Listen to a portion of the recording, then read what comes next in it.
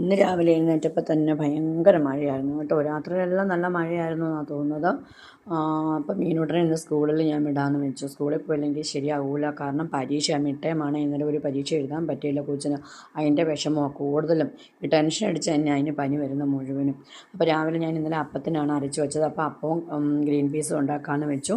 പിന്നെ രാവിലെ എഴുന്നേറ്റിരുന്ന് എനിക്കൊരു ചായ കുടിക്കണമെങ്കിൽ ശരിയാവില്ല, ചായ മസ്റ്റാണ്. അതുകൊണ്ട് ഞാനൊരു ചായ കുടിച്ചു. മീനുവിന് പാലെടുത്തില്ല, കാരണം മീനുവിന് പാല് ഡോക്ടർ കൊടുക്കണ്ടെന്ന് പറഞ്ഞ് കഫക്കെട്ടുള്ളതുകൊണ്ട്.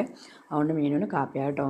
അപ്പം ഞാൻ എളുപ്പം അപ്പം ഉണ്ടാക്കി. ഇത് വന്ന് ഞാൻ ഈ കറക്കിയിട്ട് നമ്മൾ അപ്പച്ചട്ടിയിൽ ഉണ്ടാക്കത്തില്ല, അത്രയും അപ്പം ഉണ്ടാക്കാൻ വേണ്ടിയിട്ട് അതേ ഒരു പരുവത്തിനാണ് ഞാൻ അരച്ച് വെച്ചത്. പക്ഷേ എഴുന്നേറ്റപ്പോൾ മീനോട്ടം പറഞ്ഞു അത്രയും അപ്പം വേണ്ട, അവൾക്ക് ദോശക്കല്ലിൽ ഇതേപോലത്തെ അപ്പം മതിയെന്ന്. പിന്നെ എനിക്കായിട്ട് ഞാൻ വേറെ ഉണ്ടാക്കാൻ പോയില്ല. അപ്പോൾ അവൾക്ക് ഉണ്ടാക്കിയപ്പോൾ തന്നെ ഞാൻ എനിക്കും ഉണ്ടാക്കി കേട്ടോ.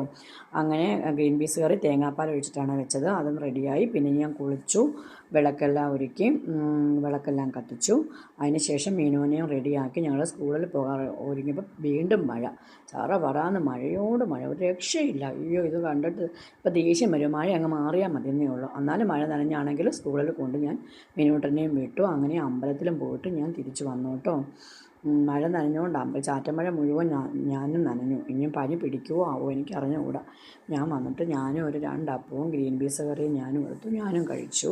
അപ്പോൾ ഇന്നത്തെ വിശേഷം ഇത്രയൊക്കെ ഉള്ളൂ. നിങ്ങളെല്ലാവരും എൻ്റെ ചാനൽ കാണാം, സബ്സ്ക്രൈബ് ചെയ്യാൻ മറക്കല്ല കേട്ടോ. എന്നാൽ മറ്റൊരു വീഡിയോയുമായി നാളെ വരാം. ടാറ്റാ.